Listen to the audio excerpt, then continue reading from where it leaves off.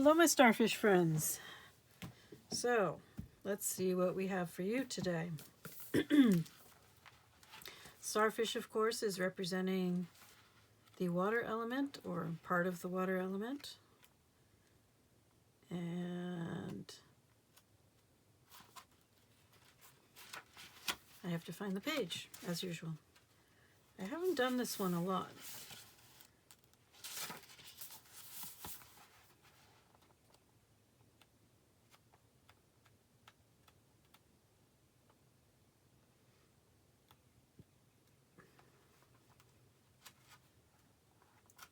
Which means it's harder to get the page to open, the book to open to the page. Ah, there it is. Okay.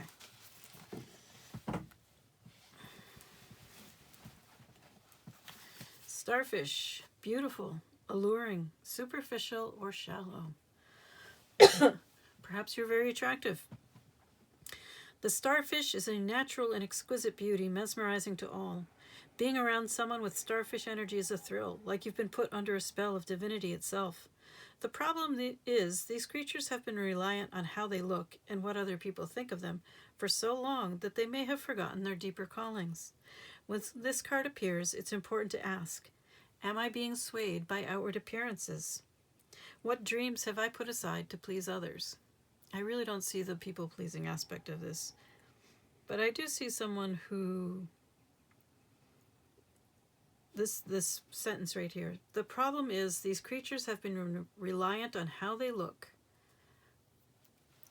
So maybe you've been dependent on your looks to get by. And how people perceive you rather than how you really are, who you really are. So you may have lost touch with who you really are. When in balance, uplifting, artistic, expressive. When out of balance, gossips, feels empty. And I would add, has completely lost touch with themselves. To bring into balance, positive friends. So, starfish person. Who are you really?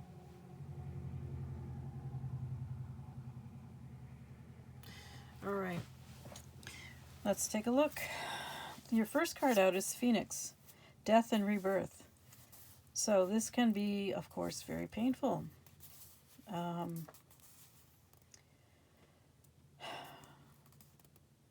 Catalytic heart awakening. Rising up from the ashes, total transformation, complete renewal. So the complete renewal sounds wonderful, of course, but getting there is the hard part. So, of course, you know the legend of the Phoenix. They must turn into flame and be completely consumed in order for their eggs to come into being. So they don't lay eggs, they become their eggs. In that sense, they are immortal, of course, as we all are. But that death and rebirth can be very painful. And in the the Unknown Animal Oracle by Kim Krans, the person who did the starfish card, she describes a phoenix process wherein you burn off your karma or learn your lessons by repeating them over and over again.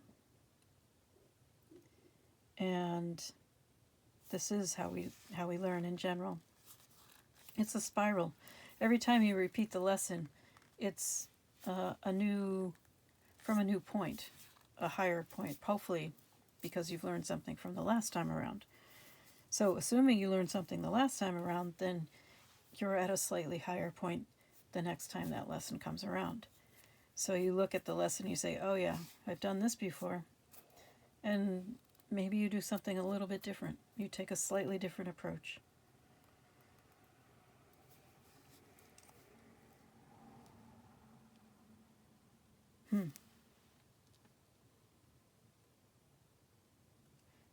So the odd thing I'm seeing here is that the next card is about networking. So a starfish person would definitely be inclined to be in the spotlight, right? They have the beauty, the looks, the attractiveness, whatever it is, that naturally draws others to pay attention to them. And that's what they do. They use their charm to get by. And it may be that you are a masculine who has been getting by this way. And this is your lesson, to finally develop something of substance within yourself, to be more than just a pretty face. You've heard it before, right? Just a pretty face. You don't want to stay just a pretty face. And you may not be able to hold on to your looks forever either. Now, of course, directly under this man, we have woman. So you are either the man or the woman. It seems likely to me that you associate it more with the masculine. You identify more with the masculine. For you to be a starfish person, you know, you're naturally in the spotlight. You're used to that. But you're learning lessons about that and how it doesn't really serve you. So now we have this recovery. And it looks like you want to recover a connection to a woman, a person of the opposite gender.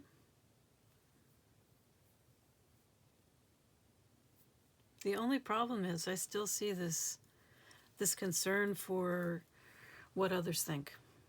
This garden card, we're talking about public venues, having an audience, crowds, party.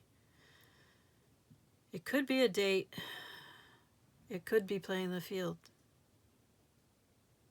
It would be very easy for a starfish person to play the field, obviously.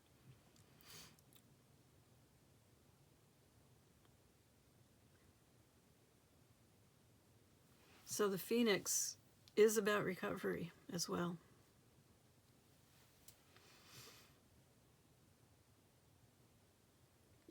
This death and rebirth, complete renewal, total transformation, rising up from the ashes,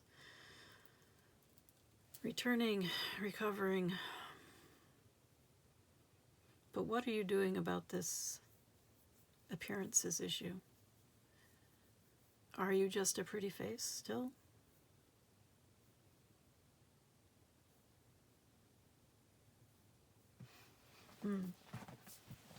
All right, let's see what your question is for today.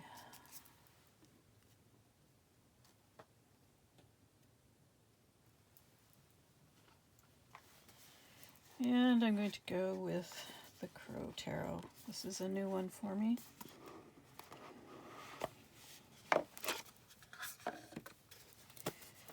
But the crow seems appropriate for me. Appropriate to me. Sorry, for you. Okay, that card's determined to come out.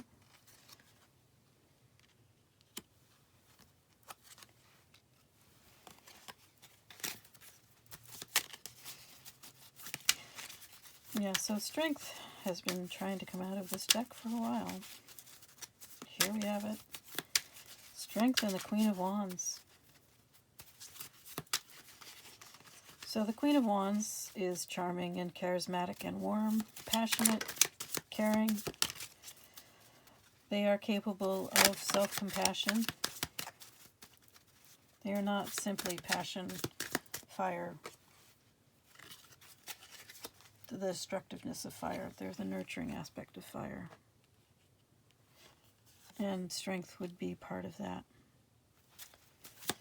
Yeah, so there is a balance between their fire and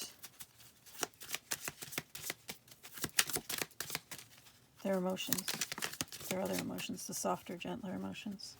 And also, the material, balancing emotions, spiritual, material, So this Queen of Wands is starting over, perhaps. A new job, a new way of life.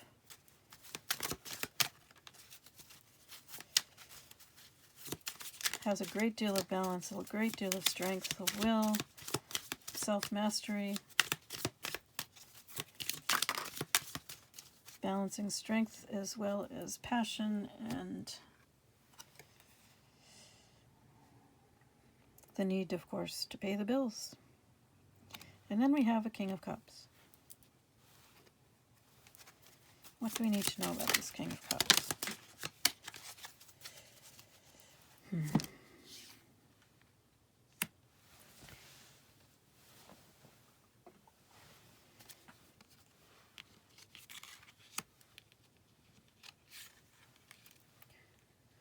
So we have an overburdened King of Cups.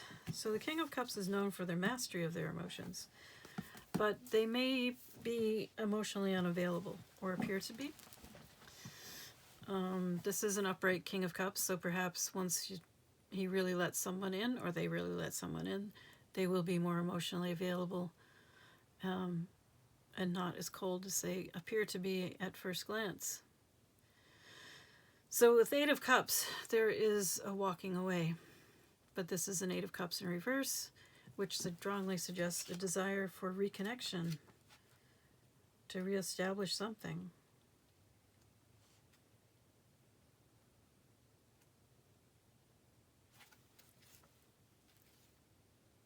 There's also the possibility, okay, so in reverse, the cards can be either strengthening of the meaning in the upright to the point where if it's a positive meaning, it becomes negative.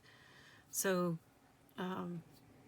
Eight of Cups in the upright, you're walking away because the situation is not serving you. But perhaps in the reverse, you may be feeling that there's no hope.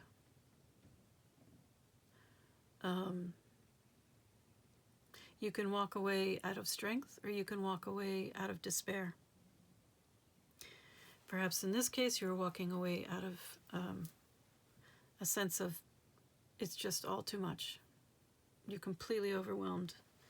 You don't see any way out, any way forward. And so you're just... There's a real sense of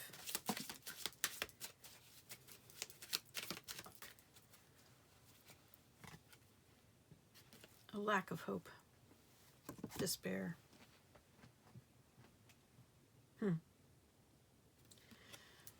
But now we have this Nine of Pentacles. The Nine of Pentacles is about working with oneself, self-cultivation. I think of strength as the ultimate in the self-cultivation cards. The Hermit is also about self-cultivation, but I think strength may be the first step towards self-cultivation. The recognition that you can be a better person, and the decision to become that better person, to become a whole person.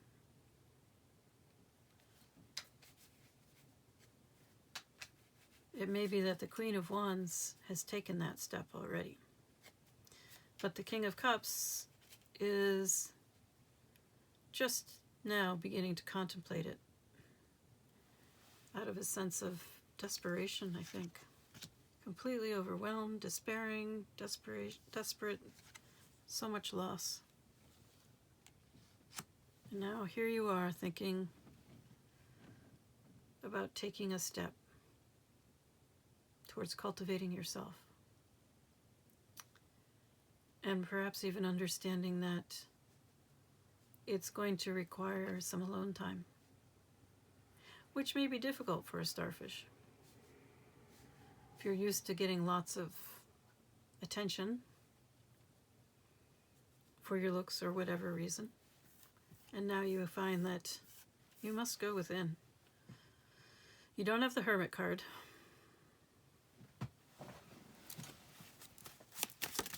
which is a little bit of a surprise. This is my lesser Hermit card.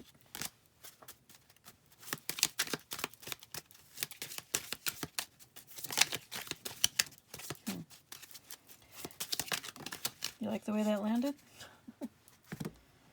Decided to enter the reading all by itself. Ah, well. Surprise, you got death. Not really a surprise. It goes along with this Phoenix card pretty well. The Ace of Swords, as you saw, wanted to be right next to the King of Cups, so that's where it is. This King of Cups is experiencing a moment of clarity.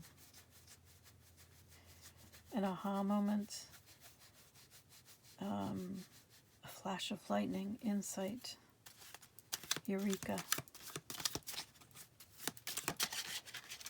And it has to do with this death. Again, death and rebirth. And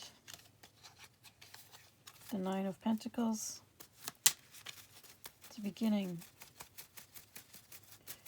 or at least a recognition of the need for self-cultivation. I wouldn't say the beginning of self-cultivation. You can't, I don't know. Maybe you can enter it at 9. I don't know. I think it's tough to enter that kind of a practice from a 9.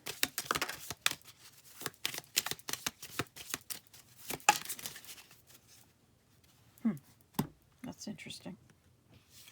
Now we have the Queen of Cups. Why do we have the Queen of Cups?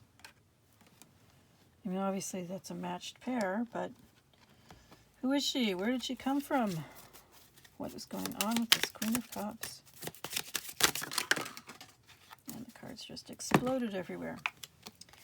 Six of Swords. It looks like the Queen of Cups wants to move toward peace and healing. Oh, that's nice. So the Queen of Cups has moved away. The Queen of Cups is saying they want peace. They want to move into calmer waters, no drama. They want a connection with the divine and healing and peace and health. So they are on their journey.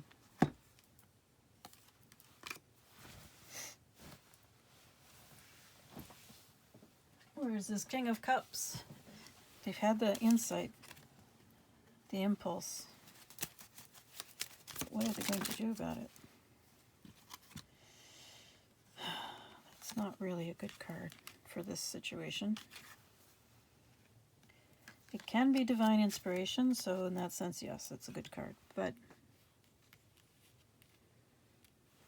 although this person is coming out as a King of Cups, it's all aces. It's all beginnings. Barely more than recognition. Recognition, inspiration, but where's the action? Well,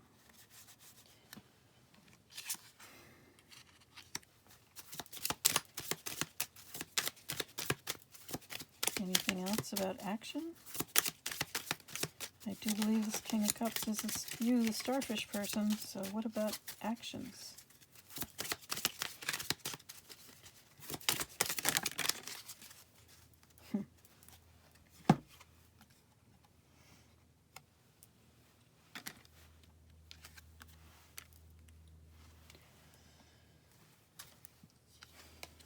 So, this is a card of uncovering mysteries, exploring mysteries, the need to look within, perhaps, to be honest, or discover what the truth is in a situation.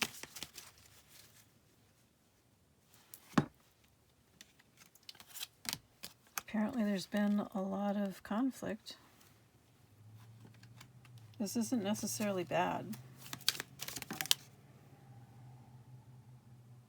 but it's definitely worn you out. a lot of trust issues, perhaps. Again, we have despair, heartbreak. So this is wounded, weary, weary. 5 of Cups, so much pain, loss.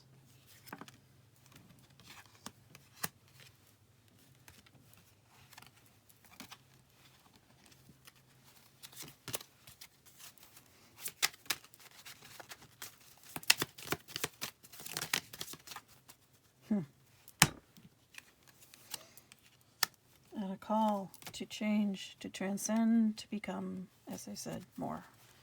More than you were. Become more whole.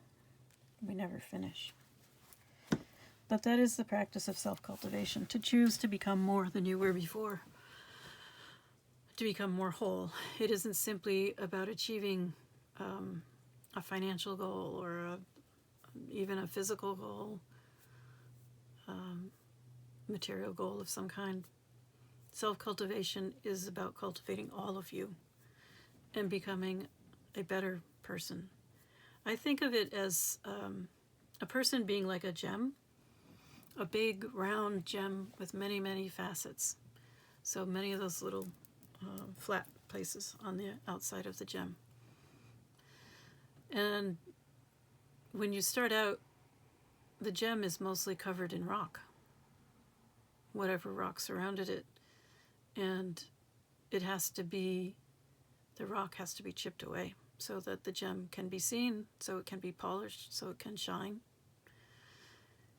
And it's a very lengthy process.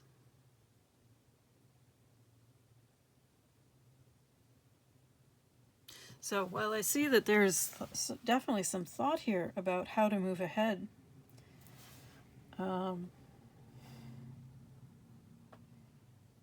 there's also a lot of sadness, loss, grief.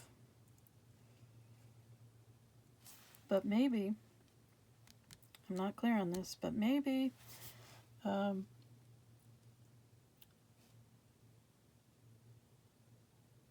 this starfish person is willing to heed the call now to become more.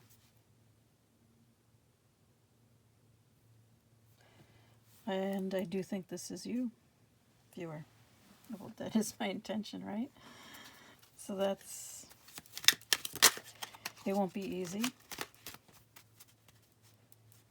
You've got the moon, discovering things that you would perhaps rather not discover.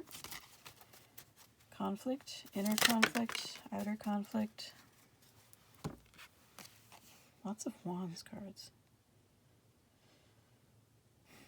So lots of fire. Perhaps you need to cool your fire.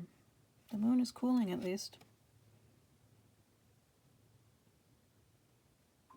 Now we have the 6 of Wands. I'm a little concerned about that. And is this 6 of Wands about having success with all of this? Or is this 6 of Wands referring to your role as the starfish person, as the person who gets attention and acclaim for their appearance, for superficial things, rather than who they really are?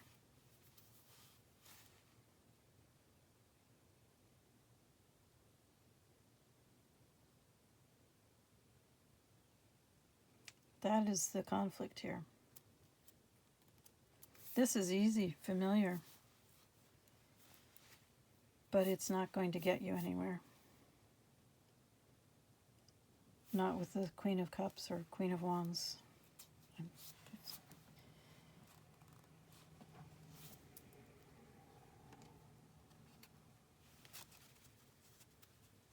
It's not going to get you anywhere towards this judgment.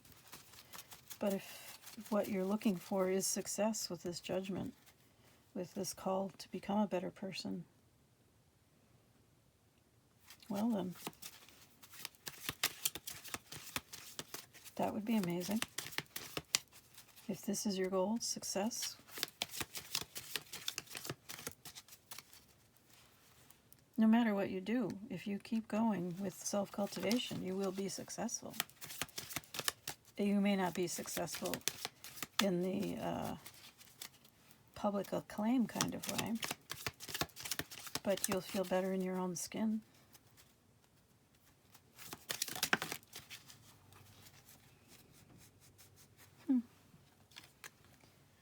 Successful collaboration.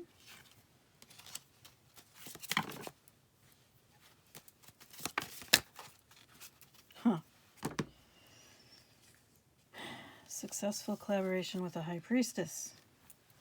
You dream big.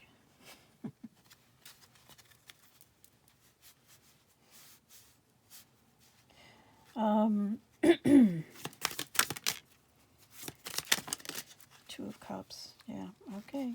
I got the message.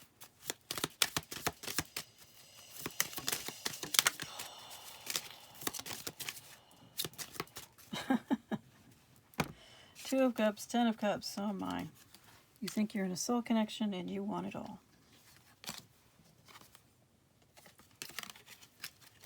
I don't know if you'll be able to get there. It takes two people. And you both have to choose it. You both have free will.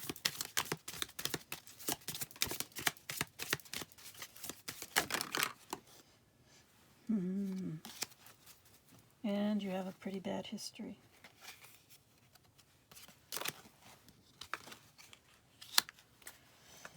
That is the Three of Swords, the card of mourning. You both have to work through the past. Learn the lessons of the past. Undo that damage. As I said, I have no idea if that can be done or not. And there will be a lot of learning needed to do that.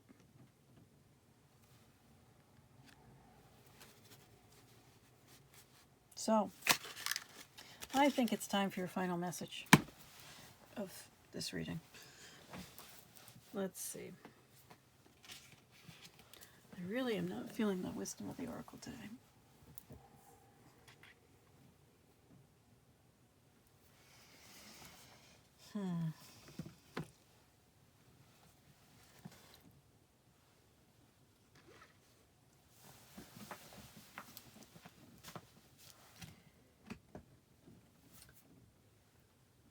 I have a new Oracle deck, and I seem to have misplaced it.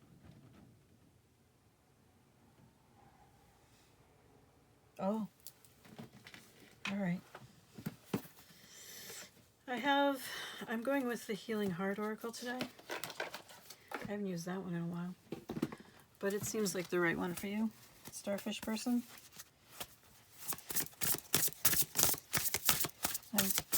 You seem to be in a lot of pain right now, emotional pain.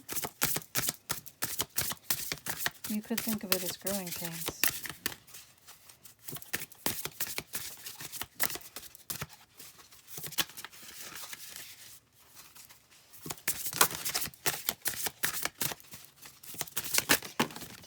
If you choose to grow from it, then that's what they are. Okay. Rebellious heart. Think for yourself. Okay. Do you really think for yourself? For this card to be here, I have to wonder if you're thinking for yourself, or do you just think you think for yourself? How much are you controlled by the acclaim of those around you? How much do you play to your audience? Your audience can influence you a great deal if you let them. So, let's see what this card has to say. Rebellious heart, think for yourself. Dear heart, you have rebelled against rules, conditioning, and indoctrination. You have withstood storms and danced with chaos and have had the courage to think for yourself, even when your beliefs or ideas were unpopular. Is that who you really are? There have been moments when you have been wild and untamed and tried things that blew up in your face, but at least you did something different. You didn't conform to the norm, and thus you allowed the creative, adventurous you to grow. I think this is what you're being called to do now. I don't think you've done this in the past. You have made mistakes and at times ignored the voice of reason, and for that you have suffered and struggled. But even during the dark night of the soul, you never, ever gave up. When I think about the battles you have fought and won, you give me strength to keep moving forward, growing and evolving. I want us to work together and keep becoming wiser, my daring heart. I no longer want to jump into situations that have the potential to crush us without thinking about the consequences first. At the same time, I never want you to conform to other people's ways of thinking and living their lives. Heart healing exercise. Close your eyes and take some deep breaths in and out. If this heart had a form, what would it look like? Would it be healthy or unhealthy? What is your true relationship with your rebellious heart? Are you letting it dominate your life or suppressing it? Or is it a healthy part of you that appears when you need it? Take some time to discover the true gift of the rebellious heart by inviting it to offer you new and interesting possibilities that contain shrewdness within them. Well, that'll take you in a different direction. All right. I am wishing you all the best, my friends. Good luck.